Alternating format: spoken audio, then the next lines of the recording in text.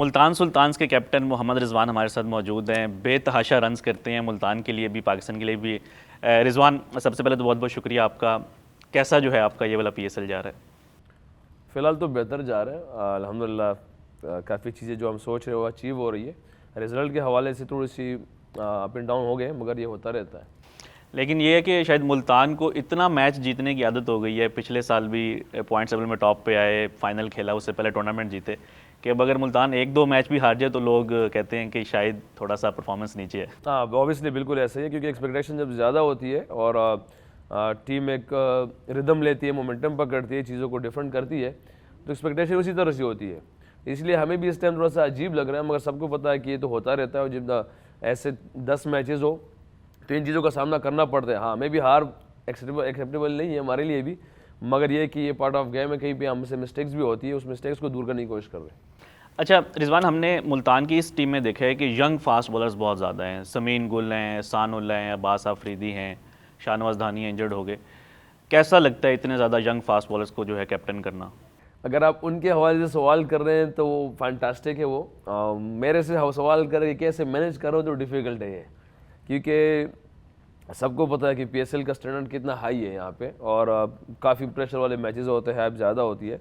तो ये बॉलर्स सबको पता है कि इतने एक्सपीरियंस बॉलर्स नहीं है, यंग है, एनर्जेटिक है, फास्ट है, स्किल्सफुल है, मगर एक्सपीरियंस चाहिए होता है आपको इस स्टेज पे आने में।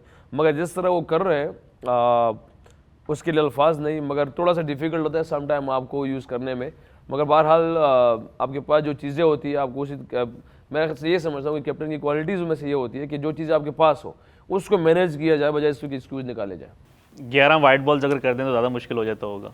ऑब्वियसली अगर आप 20 ओवर्स में, अगर 20 ओवर का मैच हो, आप 22 ओवर कर रहे हो तो टाइम का भी डिफिकल्ट आ जाता है, और 132 बॉल भी करना पड़ते हैं, एक्स्ट्रा भी करना पड़ता है, 12 रन एक्स्ट्रा आ जाता है, तो चीज़ें बहुत डिफरेंट होती है। मगर एक बहरहाल ये होता है, ये एक प्रेशर का स्टेज होता है, किसी भी बॉलर्स पे, बैट्समैन पे भी आता रहता है।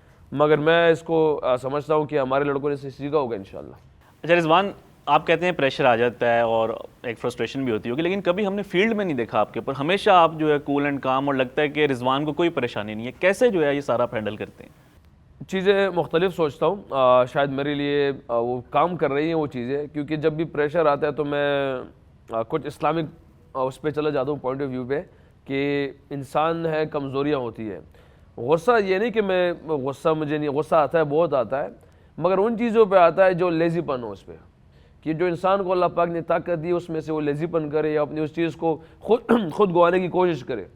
क्योंकि कोई बैट्समैन दुनिया में नहीं चाहता कि मैं आउट हो जाऊँ, कोई बॉलर नहीं चाहता कि मैं चिका खाऊँ। तो इसलिए मैं बॉलिंग और बैटिंग पे ज़्यादा गुस्सा नहीं करता, क्योंकि वो समझ सकता हूँ कि हम इंसान हैं, हमसे कमज़ोर है, हमसे गलतियाँ हो सकती है।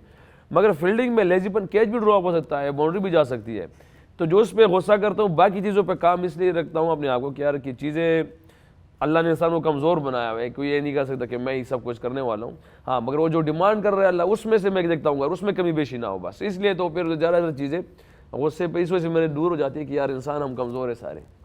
अच्छा, आपकी अगर हम पर्सनल परफॉर्मेंस की बात करें, आपने 2021 के स्टार्ट के आसपास ओपन करना शुरू किया, और इस साल इन सालों में सिंस 2021 दुनिया में कोई ऐसा बैट्समैन नहीं है जिसके कि 4000 रन हों, लेकिन मोहम्मद रिजवान के हैं।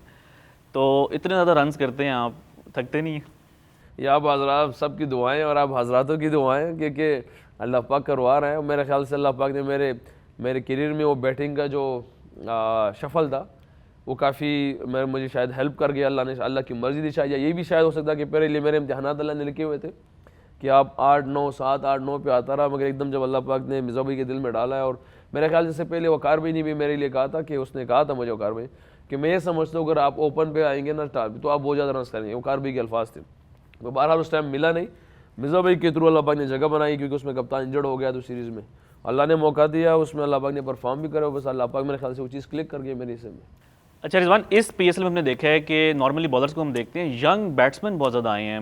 मोहम्मद हारिस हैं, साइम अयूब हैं, अब्दुल्ला शफीक रन्स कर रहे हैं, और एक डिफरेंट एक इंटेंट के साथ हमने देखा है। ये बैटिंग टैलेंट को आप कैसा देखते हैं? मोस्टली अगर किसी से पूछें तो वो कहते हैं कि हमारे आइडियल हैं बाबर और रिजवान। अब देख, बैटिंग का जहाँ तक बात की जा सकती है तो बैटर्स हमारे पास अच्छे हैं, ऐसे नहीं कि नहीं है।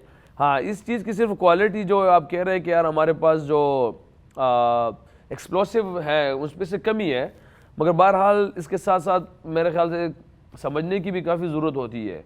मैं ये समझ सकता हूँ कि हमारे जिस तरह अक्सर डिफरेंट पिचेस आ जाते हैं, मुल्तान का जो पिच था काफ़ी डिफरेंट था, सम टाइम वो बैट्समैन के हिस्से में अच्छा खेल जाता है। अगर आप देखा जाए कि सम टाइम नया बॉल अच्छा खेलता है बल्ले पे, जैसे ओल्ड होता है तो अजीब सा हो जाता है।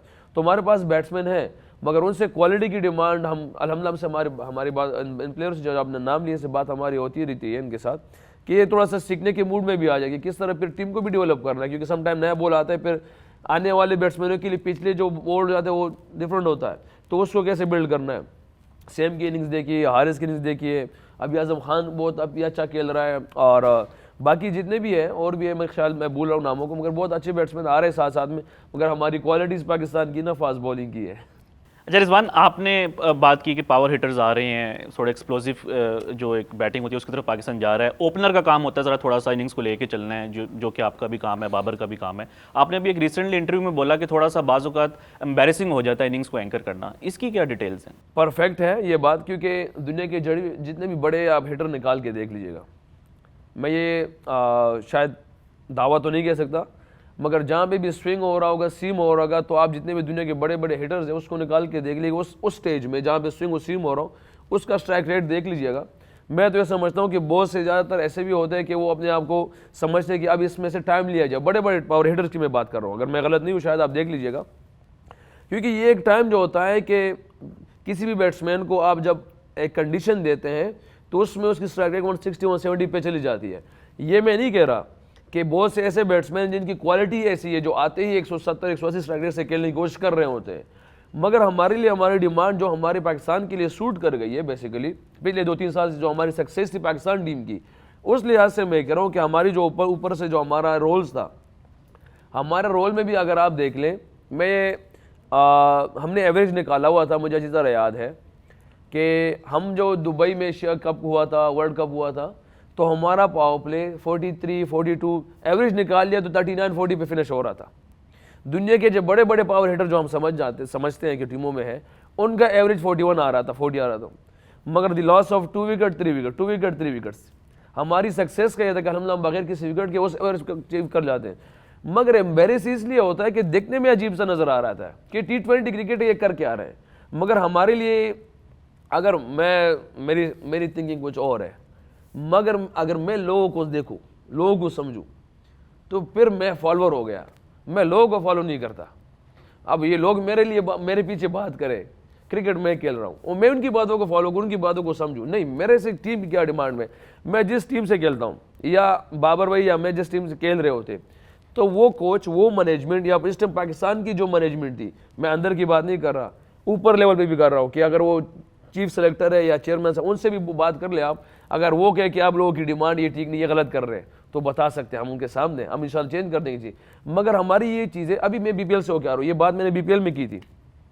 BPL में हेड कोच से कभी आप उससे रब्ता करके कीजिएगा कि आपने को कौन सा रोल लिया था, क्या कहा था, उसने यही कहा था कि 2 ओवर में अगर हमारे 5-6 रन भी हो ना, ढाका में विकेट ना गिरे, हम जीत जाएंगे।